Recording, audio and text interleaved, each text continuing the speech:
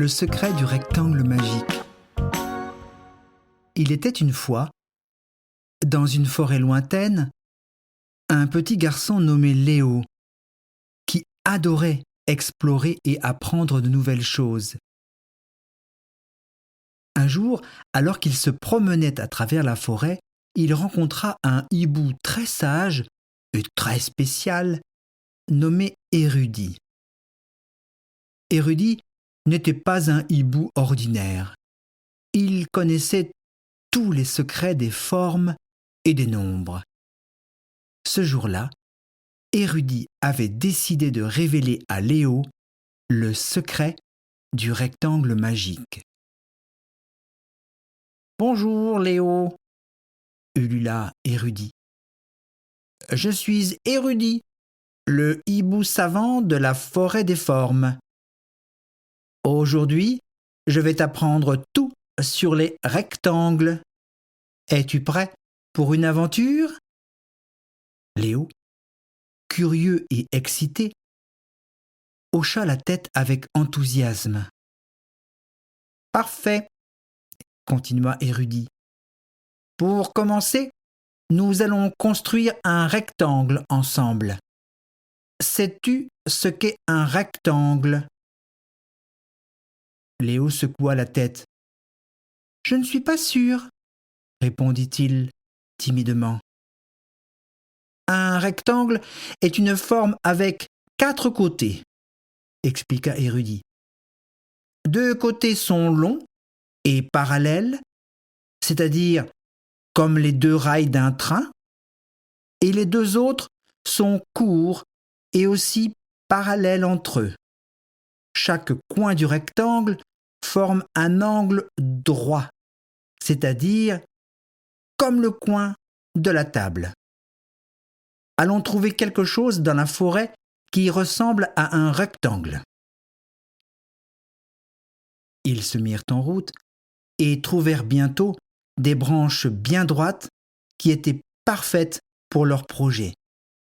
Érudit montra à Léo comment les disposer pour former un grand rectangle sur le sol de la forêt. « Voilà, tu as ton premier rectangle !» s'exclama Érudit. « Mais pour que la magie opère, tu dois accomplir 3 épreuves. Chacune te révélera un secret des rectangles. » Léo était prêt. Pour la première épreuve, Érudit demanda à Léo de trouver des objets dans la forêt qui avaient la forme d'un rectangle. Léo courut partout, ramassant des feuilles, des pierres plates et même un vieux livre oublié.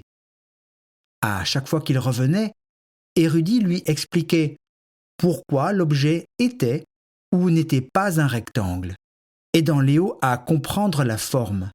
« Seul ce vieux livre a la forme d'un rectangle, » dit-il. « Un rectangle doit avoir des formes régulières et des angles bien droits.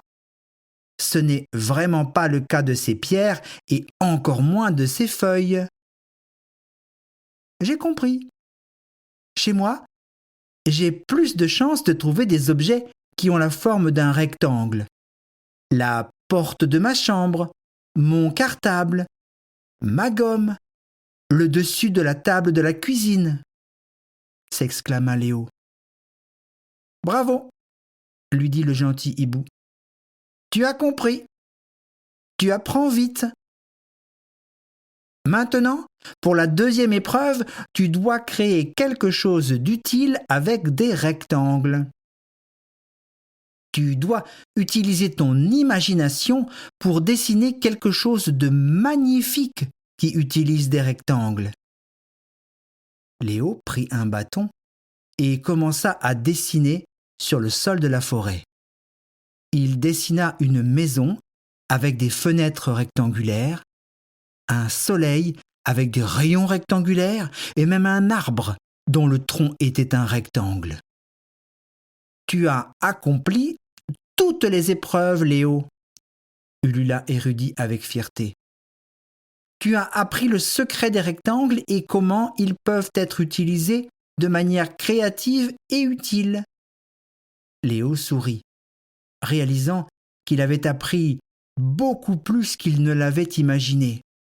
Il avait découvert non seulement la forme d'un rectangle, mais aussi comment les voir et les utiliser dans le monde qui l'entoure.